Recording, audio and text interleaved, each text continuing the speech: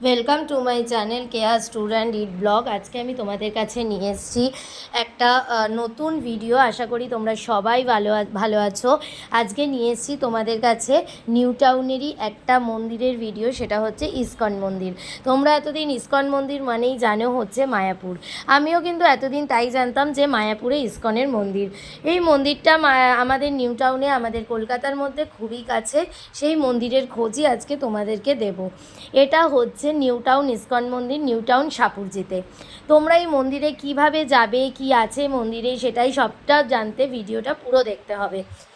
এটা তোমরা যাবে হচ্ছে যারা দক্ষিণেশ্বর বা এয়ারপোর্ট বা চিনার পার্কের দিক থেকে যাবে, তারা সাপুরজির যে কোনো বাসে উঠবে। উঠে সাপুরজি বাস স্ট্যান্ডে নামবে এবং সেখান থেকে টোটো নিয়ে তোমরা ভেল গ্লোবাল স্কুল বা ইসকন মন্দির বললে টোটো তোমাদের নিয়ে যাবে। তবে সেটা রিজার্ভ করে যেতে হবে, তার জন্য তোমাদের ভাড়াটা একটু বেশি পড়বে। তোমরা যদি 4-5 জন একসাথে যাও তাহলে তোমাদের ভাড়াটা একটু কমে তোমাদের রিজার্ভে হয়ে যাবে। এছাড়াও তোমরা টোটো মানে গাড়ি, উবের টোটো, ওলা, র্যাপিডো সব কিছু প্রাইভেট কার নিয়ে তোমরা কিন্তু এখানে যেতে পারো। এই মন্দিরটা কিন্তু খুবই সুন্দর। দেখো এখানে যজ্ঞ হচ্ছে। যারা হচ্ছে কোনো অনুষ্ঠান এখানে করতে চাও, বাচ্চাদের অন্নপ্রাশন করতে পারো, বা এখানে কোনো রকম মন্দিরে গিয়ে যারা কোনো অনুষ্ঠান করে, যারা কোনো রিচুয়াল করে, তারা এখানে করতে পারবে। এখানে ফাঁকা জায়গা রয়েছে, সেখানে করতে পারবে। এখানে ছোটোখাটো দোকান রয়েছে, সমস্তই নিরামিষ পাওয়া যায়, আইসক্রিম থেকে চা, কফি, আরও অনেক কিছু এখানে নিরামিষ জিনিস বিক্রি হয়। তাছাড়া এখানে প্রসাদে দেখো টিকিটের জায়গা রয়েছে, এখানে কিন্তু তোমরা ভোগ খেতে পারবে।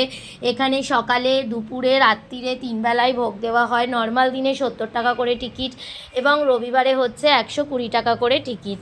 তো যদি তোমরা সল্টলেক বা বিধাননগরের দিক থেকে আসো তাহলেও তোমরা যে কোনো সাপুরজিগামী বাসে চলে আসবে। সাপুরজি বাস স্ট্যান্ডে নেমে সেমভাবে টোটো করে তোমাদের ইসকন মন্দির বা ভেল গ্লোবাল স্কুল চলে আসতে হবে।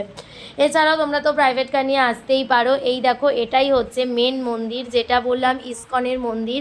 এটাই হচ্ছে সেই মেন ইসকনের মন্দির। এর ভেতরেই রয়েছে আমাদের রাধাকৃষ্ণ এবং রয়েছে তার একজন শিষ্য। তো ভেতরটা তোমাদের দেখাবো, তার আগেই দেখো বাইরে এখানে কিন্তু গেস্ট হাউসও রয়েছে, তোমরা এখানে গিয়ে থাকতে পারো।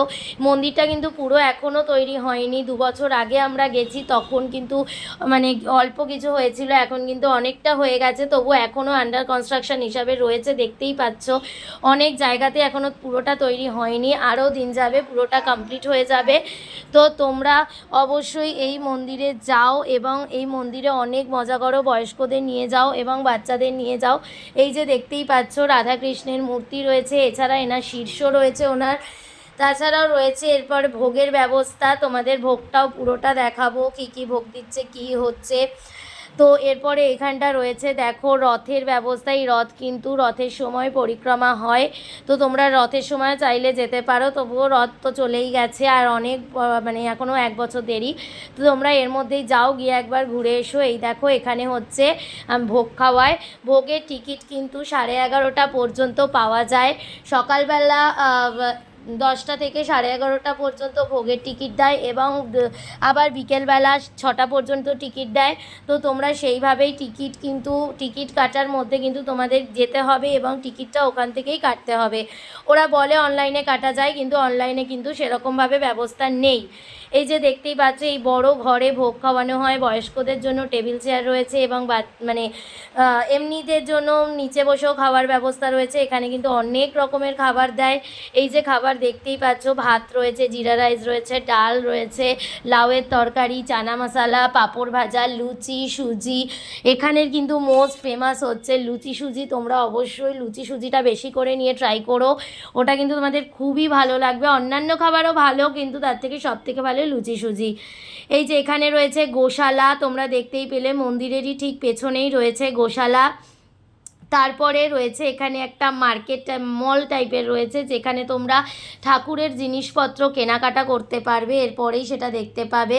সেখানে রয়েছে ঠাকুরের জামা, তারপরে ঠাকুরের বিভিন্ন বাসন, চন্দন, ধূপকাঠি, সাবান, বই, বিভিন্ন ঠাকুরের বিভিন্ন রকমের জিনিস সেখানে রয়েছে। এছাড়াও ঘি, তেল, মধু, সব রকমের জিনিস রয়েছে, সেখান থেকে তোমরা কেনাকাটা করতে পারবে। ছোটোখাটো জিনিস বাড়িতে কারোর জন্য কিনে নিয়ে যেতে পারবে। এই জায়গাটা কিন্তু এই জায়গাটা কেনাকাটা। এ দেখো প্রসাদের টাইমিংটাও লেখা রয়েছে, এই টাইমিংটা দেখে তোমরা প্রসাদের কুপন কাটতে যাবে।